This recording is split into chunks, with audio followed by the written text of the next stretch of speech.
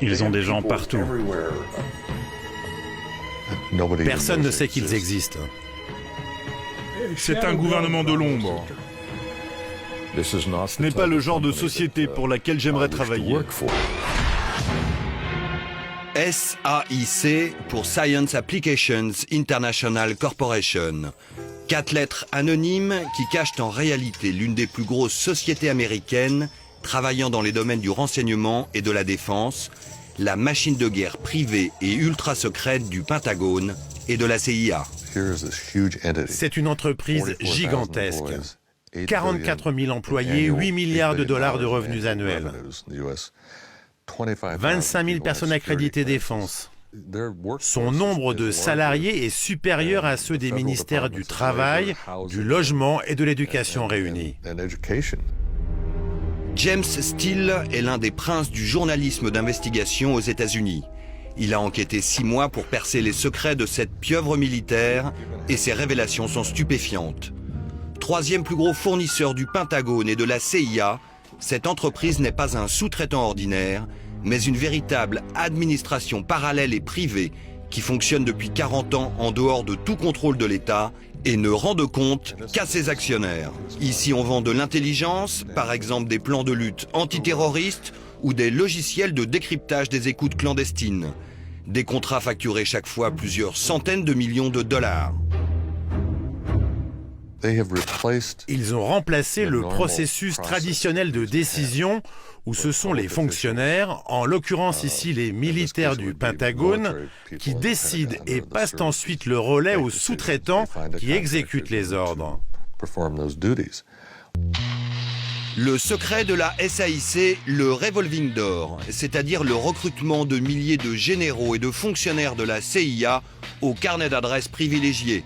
Certains regagneront même leur corps d'origine ou le gouvernement après leur passage à la SAIC.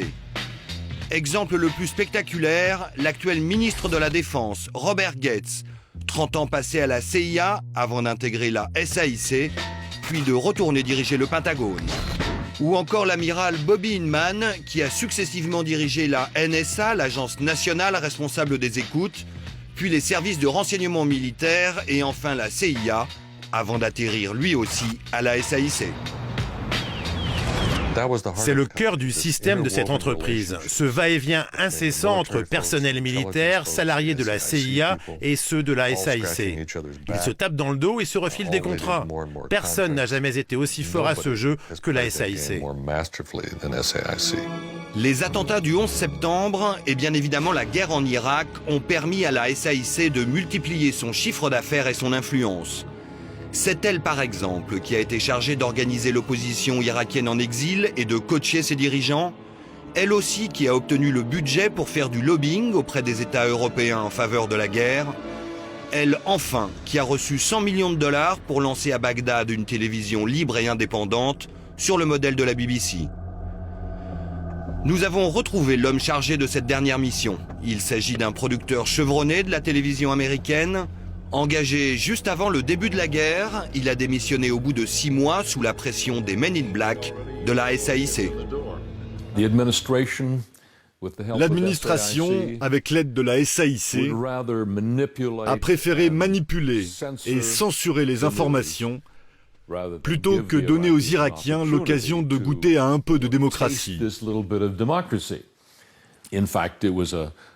Finalement, ce plan a contribué au chaos que nous connaissons aujourd'hui.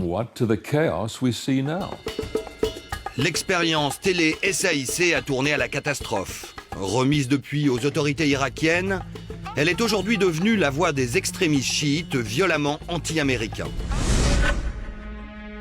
Plus grave est l'implication de la SAIC dans la campagne de propagande sur la présence d'armes de destruction massive en Irak. Ainsi, David Kay, l'ancien expert en désarmement des Nations Unies, fut recruté et salarié par la SAIC pour crédibiliser la menace Saddam Hussein. David Kay ou la faillite du renseignement américain et la suprématie de la SAIC. D'abord, vous avez David Kay pour la SAIC qui entame la partition d'un Saddam Hussein possédant des armes de destruction massive. Et quand la vérité apparaît au grand jour et qu'on se demande comment les services de renseignement ont pu commettre une telle erreur, alors le président crée une commission pour étudier cette question. Et cette commission est en partie noyautée par des employés de la SAIC. Ils sont impliqués à tous les stades de cette histoire d'armes de destruction massive. Qui osera s'attaquer à la SAIC? Destination San Antonio au Texas, où un ancien salarié a décidé de briser la loi du silence. Michael Woodley a travaillé 7 ans pour la firme de Washington. 7 années pendant lesquelles il a vu les effectifs quadrupler et les profits s'envoler. Aujourd'hui, il accuse son ancien employeur d'avoir gonflé les factures envoyées au Pentagone. Condamné en justice, la SAIC s'en est sortie avec une simple amende. Mais quand le Pentagone a voulu lancer un audit général sur les milliers de contrats en cours, l'entreprise a réussi à enterrer l'affaire. Nous avions le représentant du ministère de la Justice, quelques types du Pentagone et le SAIC avaient plus d'avocats que tout le monde. Ils étaient 4 ou 5 autour de la table. Il était alors évident que le ministère de la Justice n'avait pas les moyens de livrer cette bataille. Pour nous, c'était vraiment très clair. La SAIC serait-elle au-dessus des lois? Écoutez cet avocat. Républicain pur et dur, il a participé au recomptage des voix de Bush en Floride lors de sa première élection. Pour lui et son associé, la SAIC s'est aujourd'hui affranchie du pouvoir politique.